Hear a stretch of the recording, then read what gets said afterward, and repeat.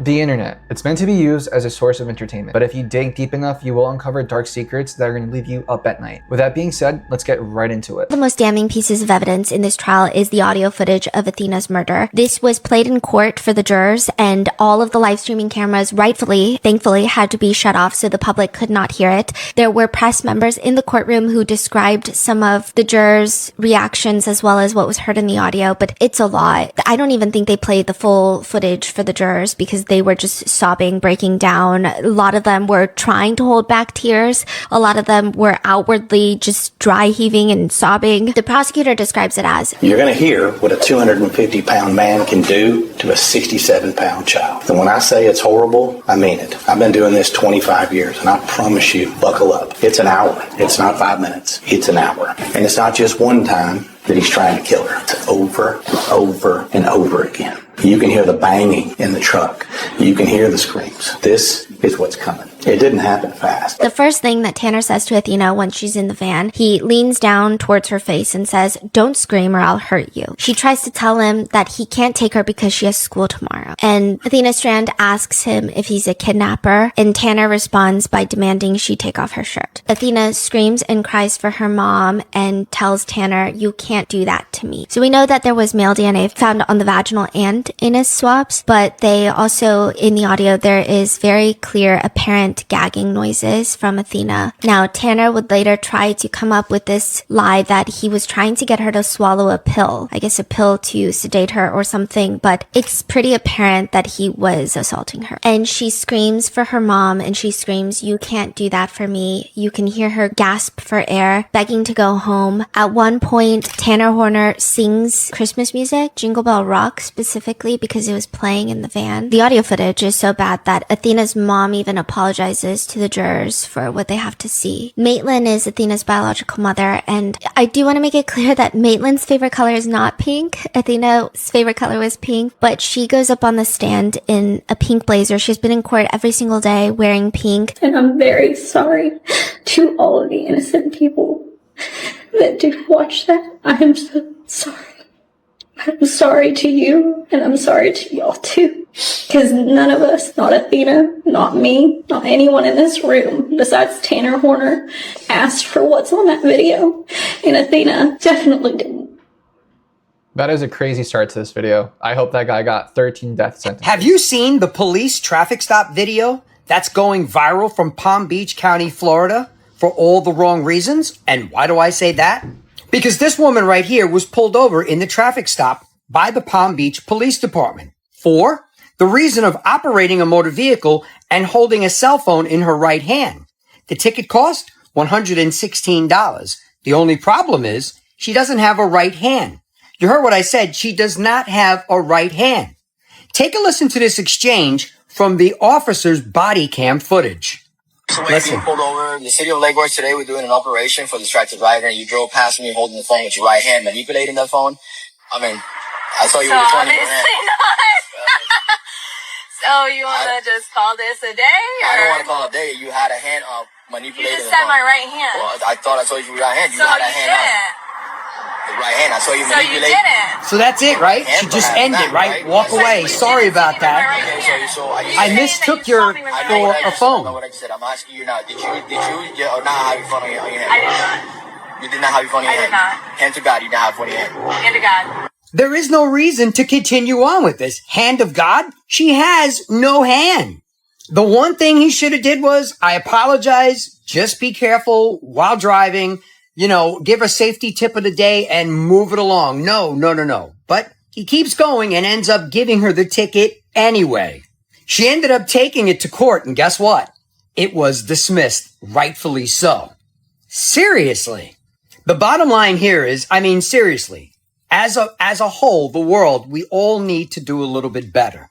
And that includes law enforcement as well. We all know you guys have a tough job out there. We all respect law enforcement, and we thank you for everything you do for us on a daily basis. But when it comes to stuff like this, giving a ticket to a person, you gotta just, saying that they had a hand, chalk up your losses and let it go. Let me know your thoughts on this in the comments. And as always, I'd love to hear from you. That's absolutely insane. He should get Another cold That's case has insane. been solved as police say they have arrested the man responsible for the infamous Sundrop murders that killed 2 in North Carolina in 2008. At around 10 a.m. on June 13th, 2008, police in Concord, North Carolina responded to a report of a shooting inside the Sundrop Bottling Company plant in Concord. Inside the building, responding officers found Donna Barnhart and Daryl Knowles shot to death. They both had gunshot wounds and were pronounced dead at the scene. 59-year-old Donna was the company's office manager for nearly 2 decades. 44-year-old Daryl was at the plant to apply for a job. There was some evidence collected at the crime scene, but it did not lead anywhere at the time. However, police were able to speak with witnesses who said they saw a man leaving the scene, and that led to this composite sketch of a possible suspect. Over the years, Concord police continued to investigate, submit evidence for testing, try to identify this suspect, and following up on hundreds of tips that they received. But unfortunately, the case went cold and remained that way for 17 years. But they never gave up on finding Donna and Daryl's killer. And that perseverance finally paid off when, in 2025, they finally identified a suspect. According to a press release from Concord Police, quote, through a meticulous re-examination of evidence and the pursuit of previously undeveloped leads, detectives uncovered critical information. On December 19th, 2025, Concord Police detectives contacted the Port Angeles Police Department in Washington about 43-year-old Johnny Stephen Talbert. And then on May 18th, 2026, police traveled to Washington. And 3 days later, on May 21st, Talbert was arrested in connection with Donna and Daryl's deaths. Talbert will be charged with 2 counts of first-degree murder and 1 count of robbery with a firearm or other dangerous weapon when he is extradited back to North Carolina. Right now, he's being held without bail in Washington. We don't know what evidence exactly led to Talbert's arrest and how he is connected to the victims, but he was just 25 years old at the time of the murders. But for now, police said no further information will be released to, quote, protect the integrity of the case and pursuit of justice for Donna and Daryl. Following the news of Talbert's arrest, the family of Donna Barnhart released a statement saying, our family wishes to formally express our sincere gratitude to the Concord Police Department for its dedication, professionalism, and perseverance in resolving an investigation that remained active for 18 years. For nearly 2 decades, investigators and supporting personnel demonstrated an unwavering commitment to seeking answers and pursuing justice. Their persistence, integrity, and tireless efforts ensured this case was never forgotten. They continued, quote, the resolution of this investigation has brought long-awaited answers and a measure of peace to our family. While time cannot erase loss or hardship, we are deeply grateful for the compassion, diligence, and determination shown throughout this process. So like I said, we don't know exactly what led to Talbert's arrest, but it seems like police have enough to prove that he did it.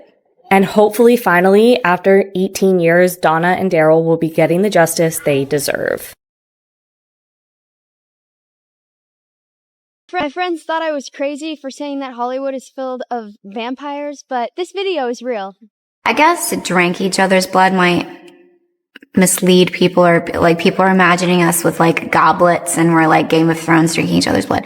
It's just a few drops, but yes, we do consume each other's blood on occasion for ritual purposes only. It is used for a reason, and it is controlled where it's like, let's shed a few drops of blood and each drink it. Girl, what do you mean for ritualistic purposes? That's not holy. That's also not natural. Let's not normalize that. Anyways, this is my So they driver, just admitted that they drink blood for maybe she's rituals just and no one's saying method acting anything? from Jennifer's body 10 years ago. I don't know. Something's weird. That's insane.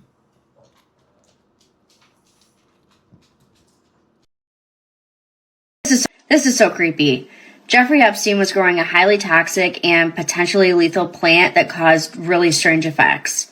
This is very much real, and documents from the Epstein files released by the DOJ confirm this, so let's talk about it. So Epstein was growing Angel's trumpet plants in his private greenhouse, which contains a highly toxic substance called scopolamine. The substance is often referred to as devil's breath or the zombie rug due to its ability to induce extreme suggestibility, memory loss, and even the loss of free will. In this 2014 email, here is Epstein asking about his trumpet plants at the nursery, with the recipient, Ann Rodriguez, responding, "Will do." A little bit on Ann Rodriguez. She served as household manager for many years at Epstein's Virgin Island properties and lived there as a permanent resident. The files show that she was involved from at least 2010 through 2023, maintaining the properties even after his death. In 2015, Epstein was forwarded this email with a link to a Daily Mail article published back in 2012 on scopolamine. This was sent by Antoine Verglas, who really isn't mentioned in the files, but I found him on the Forbes website. He has an article dedicated to him talking about how he was a television host and then had a successful career for over 30 years as a fashion photographer. In that article, Verglas wrote, "Have a look at the article and especially video at the end. Click on link." So I did that too. But the video is no longer there, although the photos in the article pointed to the YouTube Vice channel.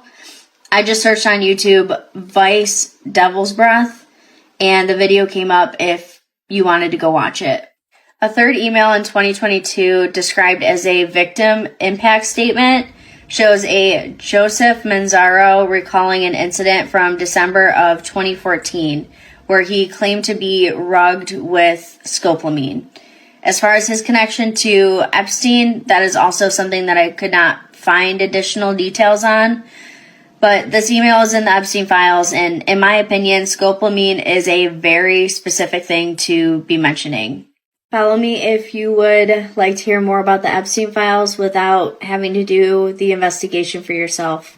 I go down the rabbit holes, so you don't have to. I've heard about that drug before. If you get any of that in your system, it's been over. confirmed You are a what zombie. everyone suspected about why their gas is no longer lasting in their vehicles. Congress quietly passed the E15 gas law this week, basically saying they've officially made it okay to put E15 in gas. What exactly is E15? It is a blend of ethanol they are now putting in gasoline to basically make gasoline last longer, except that when you're running a motor on gasoline, it just makes you burn through it quicker because ethanol is basically a filler, increasing the amount of ethanol being added to gas basically to dilute it, which also happens to be pretty corrosive, which is why things like boats and any small motor equipment can't run on gasoline if it has ethanol in it, so you have to hunt down an ethanol-free gas station. Good luck with that, because the reason a lot of people's cars are not working properly, like they stutter whenever you're stopped at a red light or sitting in traffic, is because of the amount of ethanol that is now in your gas. Why is ethanol added to gasoline to begin with? Well, it makes less emissions, so this is more planet-friendly.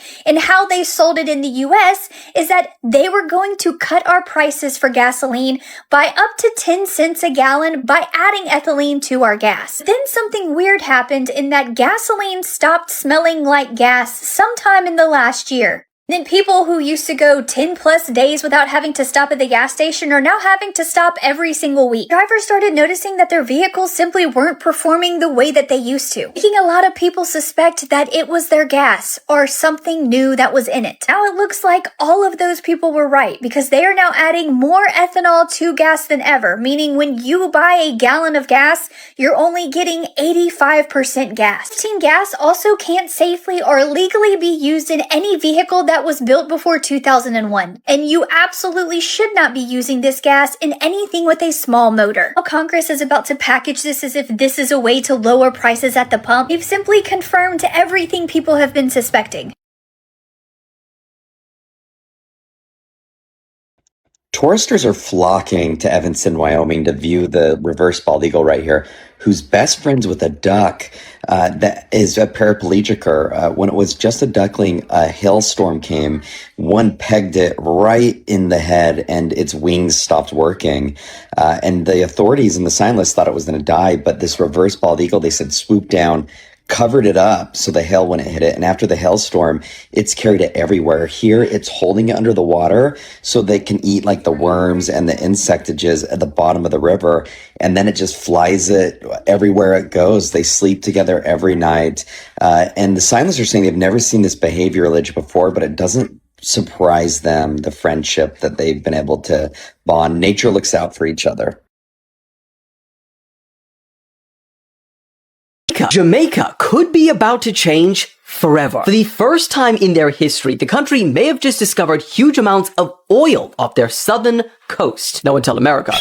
And if that actually is confirmed and then drilled, it could, in theory, radically change things. Because right now, Jamaica currently imports almost all of their fuel, which reportedly costs the country up to $2 billion every single year. But if they had an oil industry of their own, it could completely transform the economy. It could create jobs and potentially bring in billions of dollars every single year. Bombaclat. But there is a pretty big catch. You see, Jamaica is a country that for years has been consistently supporting the move to green energy. So critics say if they do decide to drill, it would be a pretty big contradiction. And not only that, but environmental groups are raising concerns that this potential drilling zone is right next to protected marine ecosystems, coral reefs, fishing areas, and wetlands. They say even one major oil spill could be catastrophic for their coastline and their tourism industry. So Jamaica could be about to face one of their biggest decisions ever. Drill or not to drill? What do you guys think they should do? Friendly reminder to never give your address to anyone on Facebook Marketplace or anyone on the internet for that matter. Because Juliana found out the hard way, you cannot trust strangers on the internet no matter how nice they seem. When she listed this piece of furniture for sale on Facebook Marketplace, she didn't think anything of it. And when she gave this person her address to come do the porch pickup, thinking her cameras would protect her from anyone wanting to do anything weird. Except when this woman came to pick up this piece of furniture, she didn't just look it over and move it around outside of Juliana's front porch. She then walked up to this woman's door and tried to walk into her house, despite the fact that there was a camera pointing directly at her, showing just how not safe this situation was. Juliana herself expressing that she was just in shock, because when she heard someone trying to get in her front door, she thought it was one of her kids. Just for her to open her door and see that the person trying to get into her house was the stranger she met on Facebook Marketplace and had bought the piece of furniture from her. Thankfully, Juliana and her kids are all safe, but this woman was not able to explain why she was trying to open her door. Juliana explaining that she had done everything Facebook Marketplace tells you to do when vetting your buyers. With stories like this becoming more common whether you're buying or selling items online, at the end of the day, these are still strangers on the internet, and you never know what their true intent is. Has anyone else seen the body cam footage from Mackenzie Sharilla's arrest and noticed this kind of ghostly whisper happening? Yeah. Is your head going in? Go on. I'm not gonna hurt you.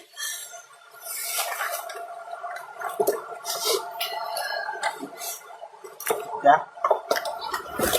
I guess Dom's sister is the one who actually pointed this out, and if you listen to the tape, it sounds like the voice is saying, "She killed us." "She killed us" is literally said right after the officer says to Mackenzie something to the effect of, "I don't want to hurt you." Now, after this was pointed out, some people said that the officer must have heard it too, because it sounds like he says, "What was that?" right after the voice says, "She killed us." But when I first listened to the audio, it kind of sounds like the officer is just asking Mackenzie, "You okay?" Whether he noticed it or not, the fact that this was picked up on body cam footage is really crazy. And even if you don't believe in the paranormal, first responders and police officers are usually the first ones to admit that the supernatural does exist, because they've seen or heard far too many things that can't be explained. So let me know in the comments what you think of this. Did you hear the voice in the body cam footage? And do you think it belongs to one of the boys? The theory that the hantavirus is just a cover-up because so much stuff is coming about the Disney cruises. And it's low-key tied to Epstein. Ghislaine Maxwell used to work for Disney Cruises. And one of the stops used to be Little St. James, Epstein's Island. What? That was a Disney cruise stop? What's so insane is Ghislaine Maxwell is seen in pictures at Disney Cruises being one of the coordinators. And then just recently, this is news literally last week, Disney Cruises are being investigated for child video.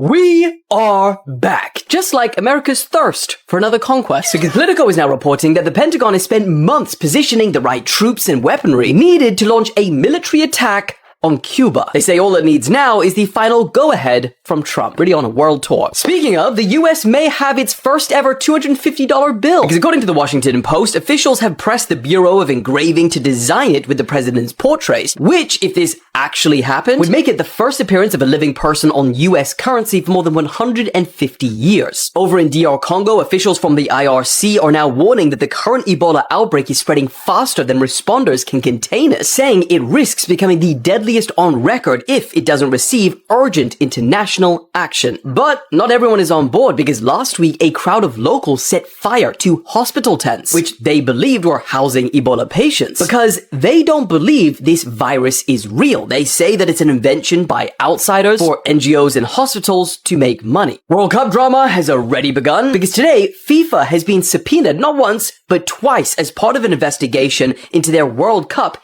ticket pricing. Over in Kenya, at least 16 students have died in an overnight fire at a boarding school for girls. Israel have intensified their attacks on southern Lebanon, killing at least 16 people. And a former senior member of the CIA was arrested by the FBI, and he was accused of stealing hundreds of gold bars hidden at his home worth over $40 million.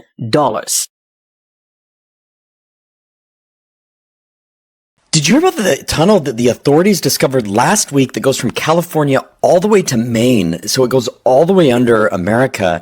They said at the deepest point, it's 9 miles deep under the Earth crust surface. This is the entrance in Northern California, and then this is where it comes out in Maine. It comes out right on the beach. People have seen these cave openings before, but they've gone in and they've just turned around because they're so far. Well, Dr. Remy Demi and his scientific team last week said, we're going to get to the bottom of this. And so they entered in Northern California. They had walkie-talkie telecommunicators, some Prime Energy drinks, some Swedish fish, and just some other things to eat. And they didn't think it would take them this long, and it took them over 2 weeks to get to the end of it on these motorcycles. And when they came out in Maine, they said, wow, we can't believe that it's gone this far. So now they're trying to figure out who built them. They said they found artifactages that looked Asian in their nature and ancient. So they don't know if the ancient Asians that came over on the Bering Strait created this tunnel, but we're trying to figure out more. Lewis and Clark were using Sacagawea as an interpreter with the native people as they ventured into the Wild West. And before they got to the Rocky Mountains, they realized, oh my gosh, we're going to need horses to be able to survive this thing. So they were trying to negotiate with the chief of the tribe of the one that was closest to them. And as Sacagawea is interpreting, she breaks down hysterically, crying because she realizes that she's talking to her long-lost brother, who told her that she was abducted as a kid to be a slave by one of the neighboring tribes. And I was just, as I found that story out, I was like, what is this poor girl not gone through? Anyways, this is my driver, and you can learn more about it at the Lewis and Clark, diary. I don't know, I'm just probably online, but, this is my Radmore Fit. If you like it, you can shop their page and we can twin. I'm trying to get this to go high in the sky, but I also can't tell where it's going because the golf ball is the same color as these clouds.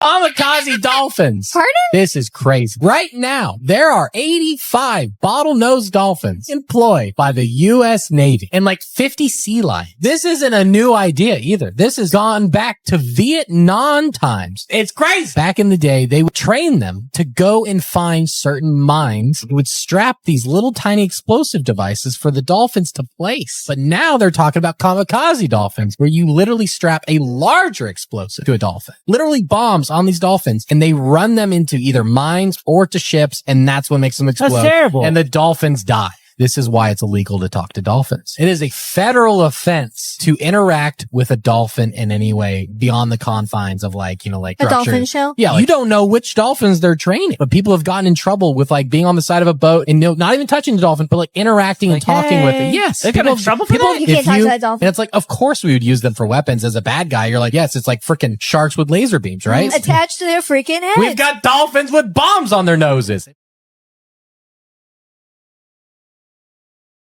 Bro, are you planning your family road trip for this summer and it's requiring you to drive on I-40 or I-35? Not anymore.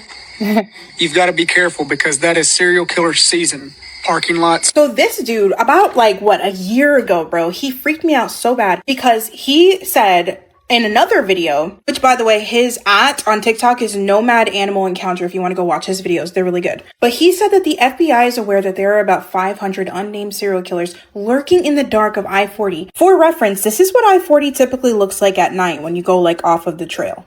He was talking about in this video that there have been 2 cases already of kids disappearing from rest stops. I believe both of the children were found, praise God, but this is insane. So of course, because I love to hyperfixate on things that I honestly shouldn't right before bed, I decided to look into serial killers that used I-40 to do their heinous acts. Come to find out, one of I think the most prolific serial killer in US history, his name was Samuel Little. He was called the Corridor Killer. This man targeted vulnerable women and also schmegs workers when unnoticed, like undetected for decades, right? Take the women, he would R-word them brutally, mind you, and then he would strangle them and dispose of their bodies in the many acres of remote areas on I-40. Literally, decades he was doing this. Exact way that the FBI explains, like, what they say they know about the serial killers is exactly what Samuel Little did. And it makes me wonder, like, what are we doing about it? Y'all keep saying this every year that, oh, there's like 500 serial killers. Oh, great, go get them. Go get them. Like, what are we talking about? You're the FBI. But y'all, anyway, as always, make sure you like and follow. Comment down below if you knew this already. Comment down below if you live near I-40. If you do, just...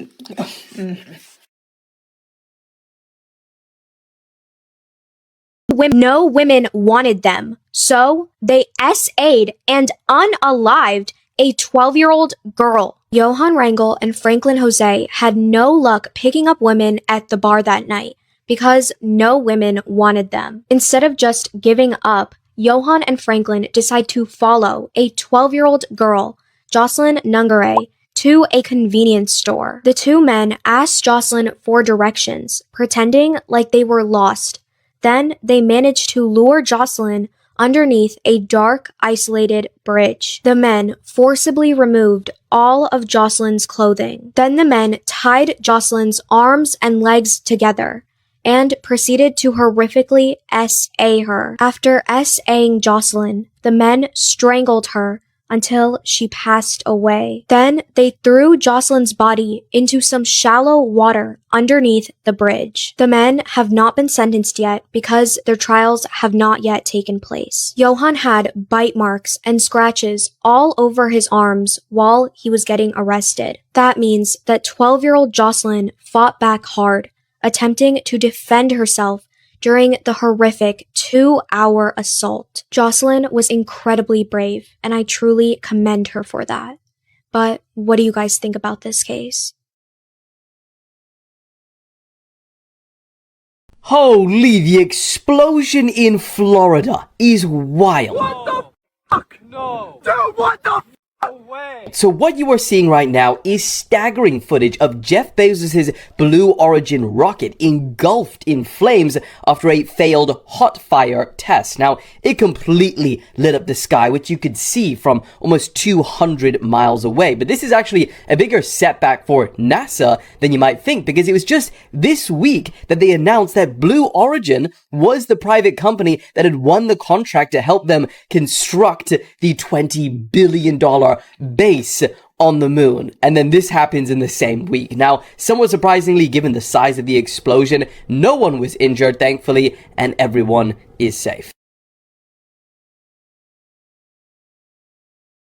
A new AirTag alert warning that you should be aware of, especially around your parked vehicle. And why do I say that?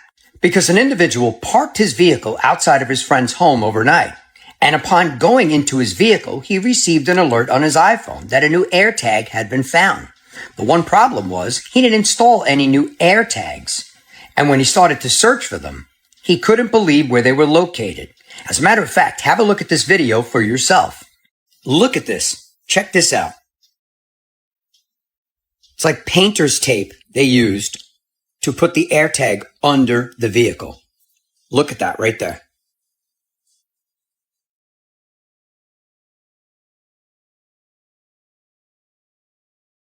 Yep, Apple AirTag. And then when he got in the vehicle, he put it in reverse. They blocked his backup camera. Watch this.